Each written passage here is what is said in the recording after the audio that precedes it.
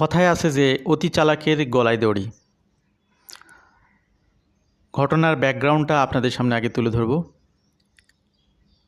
বিগত সময়গুলোতে আপনারা জানেন আগস্টের 28 তারিখ পর্যন্ত করোনার পর থেকে ভিজিটররা এখানে ওয়ার্কার হিসেবে কনভার্ট হওয়ার সুযোগ পেয়েছিল।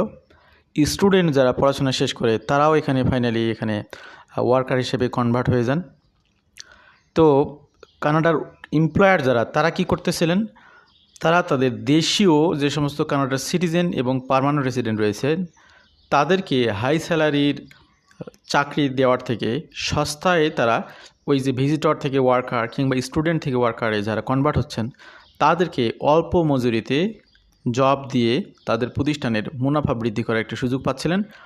এইটি কানাডা গভর্নমেন্ট দেখতে পেলেন এবং কানাডিয়ানদের আনএমপ্লয়মেন্ট রেট বেড়ে গেছে, যার কারণে গভর্নমেন্ট একটি নতুন সিদ্ধান্ত নিয়েছে, তারা কিছু প্রোগ্রাম ক্লোজ করে দিয়েছে।